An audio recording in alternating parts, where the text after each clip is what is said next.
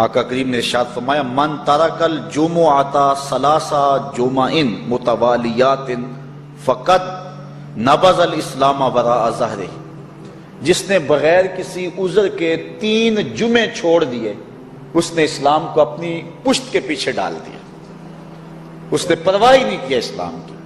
اور ایک حدیث کے لفظ ہیں من ترک ثلاث جمعات من غیر عذر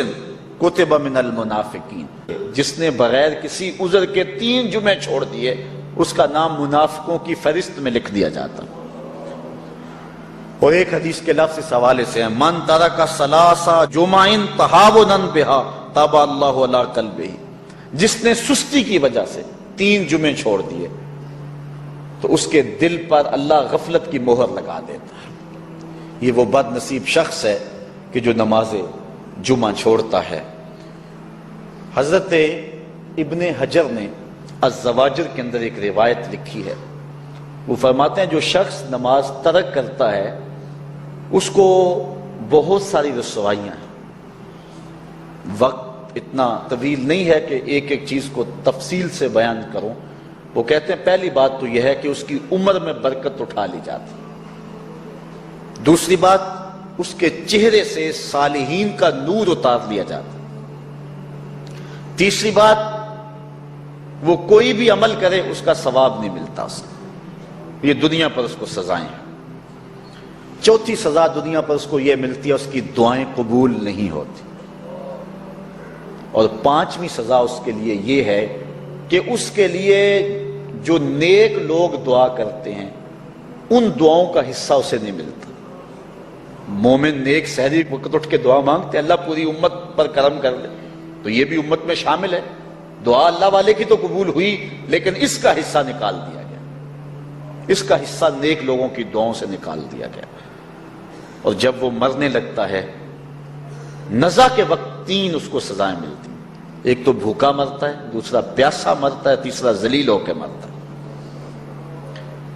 اور قبر کے اندر اس کو 3 سزائیں ہیں۔ حضرت امام ابن حجر کہتے ہیں ایک تو اس کی قبر تنگ کر دی جائے گی حتیٰ کہ ادھر والی پسلیاں ادھر اور ادھر والی پسلیاں ادھر، دوسرا اس کی قبر میں آگ ڈالی جائے گی، جو اللہ کے حضور نہیں جھکتا اس کی قبر اس لائق ہے کہ اس میں آگ ڈالی جائے،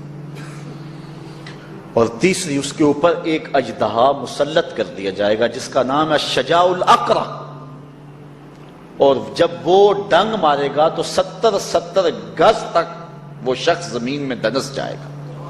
اور وہ مسلسل یہ ڈنگ مارتا رہے گا۔ اور کہا کہ 3 سزائیں اس کو حشر میں پہنچیں گی، ایک تو اس کا حساب سختی سے لیا جائے گا، اور جس کا حساب سختی سے لیا گیا وہ بچ پائے گا، حساب سے بچے گا وہ جس سے اللہ صرف نظر کرے گا۔ اللہ اکبر۔ ایک تو اس کا حساب سختی سے لیا جائے گا، دوسرا اللہ تعالیٰ جل شانہ اپنے قہر و غضب کا اس پہ اظہار کرے گا، اور تیسری اس کو سزا یہ دی جائے گی کہ اس کو جہنم میں ڈال دیا جائے گا۔ عمارہ غزوہ احد کی نامور مجاہدہ ہیں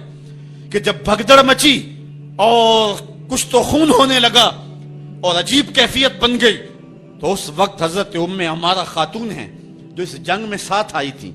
کس کام کے لیے آئی تھی کہ کوئی زخمیوں کی مرہم پٹی کروں گی، لیکن جب دیکھا کہ حضور تنہا ہے اور تیروں کی برسات ہو رہی ہے، عمارہ تلوار لے کے میدان میں آ گئی، اور حضور نبی رحمت نے فرمایا کہ میں جدھر دیکھتا تھا مجھے عمارہ ہی نظر آتی تھی، اگر ادھر سے حملہ ہوتا آگے عمارہ کھڑی ہوتی، اگر ادھر سے حملہ ہوتا تو عمارہ کھڑی ہوتی۔ میں کہتا عمارہ تیرے نام پہ میری نسلیں قربان، جس نے محمد عربی کی آبرو کا پہرا دیا۔ ایک منگول سردار عیسائی ہو گیا،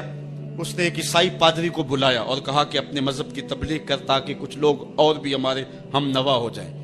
اس نے قسم پرسی کے سالم میں کہ اب کوئی شخص نہیں ہے جو اسلام کا نام لیوا ہو،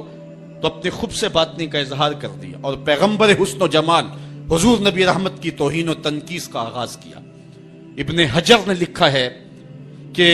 ایک کتا تھا جو خیمے کی چوب کے ساتھ بندھا ہوا تھا، جب اس نے توہین کا آغاز کیا تو اس نے بھونکنا شروع کر دیا۔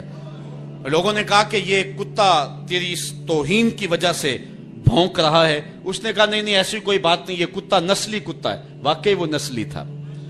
اور میرا ہاتھ کا اشارہ پا کے غیرت میں آ گیا ہے، کوئی ایسی بات نہیں ہے، اس نے پھر توہین کا آغاز کر دیا۔ تو ابن حجر نے لکھا ہے کہ اس کتے نے زنجیر تڑوا کر کے اس پادری کے گلے میں جا کے دانت گاڑ دیے اور چھوڑا تب جب اس کو واصل جہنم کر دیا۔ اس منظر کو دیکھ کے 70,000 اس فوج کے سپاہی اسلام کے دامن میں آ گئے۔